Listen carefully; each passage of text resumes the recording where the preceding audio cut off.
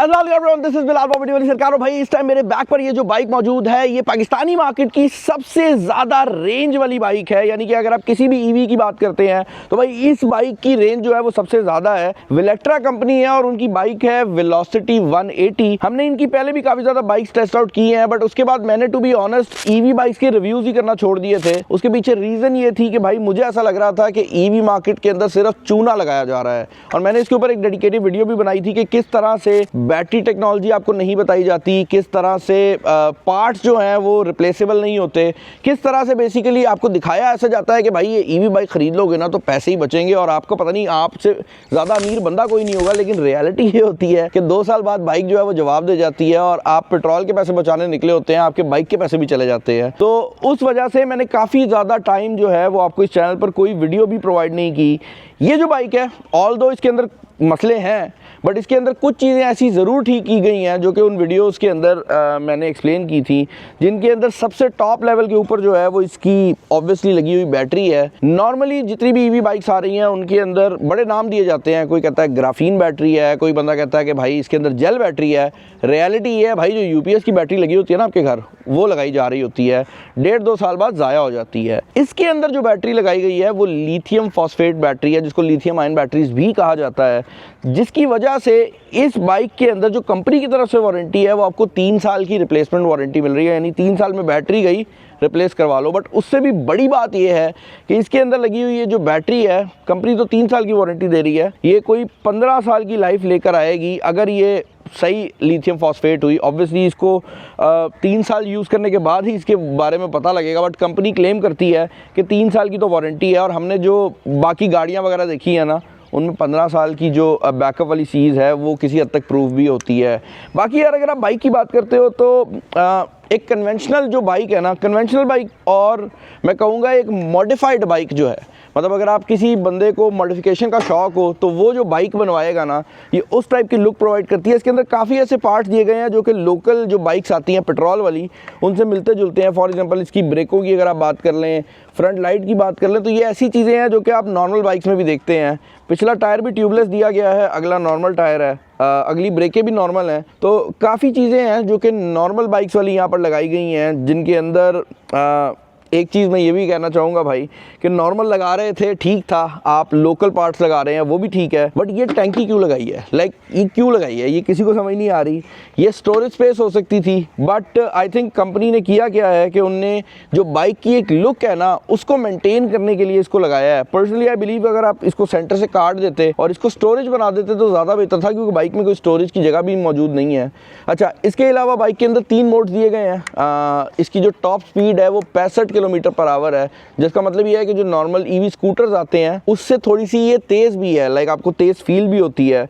और सबसे बड़ी बात यह है कि जैसे मैंने बताया कि इसके काफ़ी पार्ट्स और जिस तरीके से इस बाइक को बनाया गया है वो एक आम मोटरसाइकिल वाले हैं। तो मेरे ख्याल से जो आम मैकेनिक है ना वो भी इसको हाथ डाल लेगा। मतलब अगर ये इसकी ग्रिप टूट जाती है, ये मिरर का कोई मसला बन जाता है, ये चाबी का कोई मसला बन जाता है, तो ये ऐसे पार्ट्स हैं जो कि आम 1 to 570 के अंदर भी आते हैं। और मेरे ख्याल से इसको एक आम मैकेनिक भी जो है वो हाथ डाल लेगा। इसको आम मैकेनिक हाथ नहीं डाल सकता, और अगर हाथ डालेगा तो हो सकता है उसका हाथ जल भी जाए, क्योंकि बिजली शिजली का काम है, तो इसको हाथ मत डालिएगा।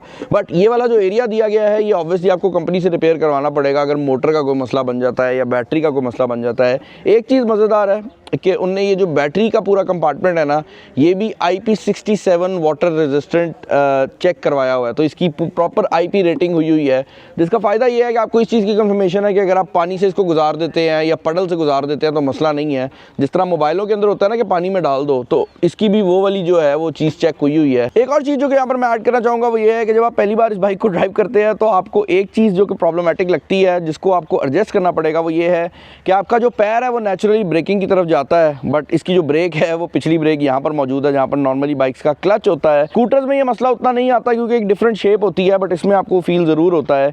एक और चीज़ जो कि यहाँ पर ऐड करना बहुत ज़्यादा ज़रूरी है वो ये है कि इसकी जो ऑफिशियल प्राइस टैग है बाइक की वो 3,69,000 है, लेकिन इसके ऊपर इस टाइम एक प्रमोशन ऑफर चल रही है जिसकी एग्जैक्ट प्राइसिंग मैं यहाँ पर डाल दूंगा। और मज़ेदार बात यह है कि इसके ऊपर आपको ज़ीरो मार्कअप के ऊपर इंस्टॉलमेंट्स भी देखने को मिल सकती हैं। तो अगर आप इसको इंस्टॉलमेंट में ख़रीदना चाहते हैं तो वहाँ पर भी आपको ज़ीरो मार्कअप मिल रहा है, यानी कि आपको इंस्टॉलमेंट के लिए कोई एक्स्ट्रा पैसे देने की ज़रूरत नहीं है और आप इस बाइक को ख़रीद सकते हैं। और ये उन लोगों के लिए बड़ी इंपॉर्टेंट है जिनके घर में जो है वो सोलर पैनल्स लगे हुए हैं, या वो लोग जो कि अपने पेट्रोल की बचत करना चाहते हैं। उन केसेस में ये बाइक जो है काफ़ी इंपॉर्टेंट है, क्योंकि 3.5 घंटे के अंदर ये 0 to 100 कर लेती है। अपार्ट फ्रॉम दैट, बैक पर आपकी सारी जो पावर है वो मौजूद है आपकी मोटर के अंदर। हमने इसको ड्राइव करके देखा है और ये पहले मोड के ऊपर मैं चला रहा हूँ तो इसकी कोई बहुत ज़्यादा पिक नहीं है, लेकिन अगर मैं इसका मोड आगे कर दूँ तो ऑब्वियसली पिक भी बढ़ जाएगी। इसके अंदर रिवर्स मोड भी दिया गया है, जो कि ऑनेस्टली चीटिंग सा फील होता है। लाइक बाइक में कभी रिवर्स मोड आया नहीं है ना, ईवीज़ में आता है, तो वो चीटिंग सा फील होता है और काफ़ी तेज़ भी है।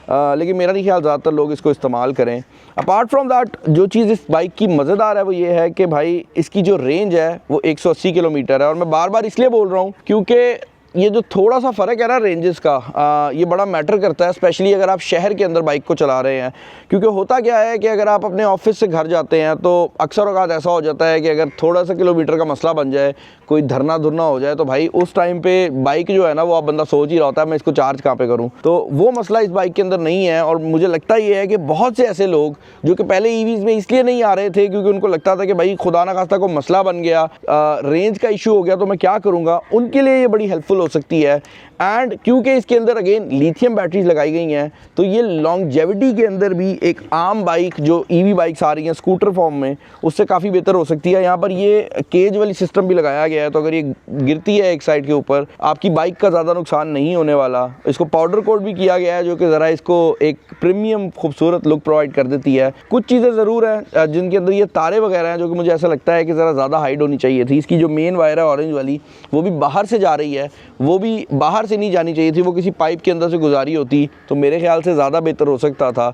और दूसरा एक चीज़ और है कि इसके अंदर डे रनिंग लाइट्स जो है ना DRL वो लगाया ज़रूर गया है, but for some weird reason purple colour का है, तो ये ब्लू हो जाता जो एक्चुअल ब्लू कलर होता है, या वाइट होता तो ज़्यादा बेहतर था। बट इसकी जो मेन हेडलाइट है वो काफ़ी पावरफुल है, इवन अगर आप दिन के टाइम में देख रहे होंगे तो आपको नज़र आ रही होगी।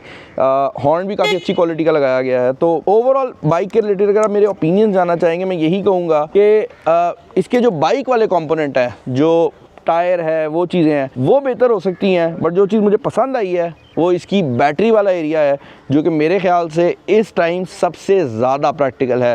बट मुझे कमेंट्स के अंदर आप लोग बताएं कि इस बाइक के रिलेटेड आपके क्या ओपिनियंस हैं, आपको ये बाइक कैसी लगी है। पर्सनली आई बिलीव कि ये एक सही डायरेक्शन में जा रही है।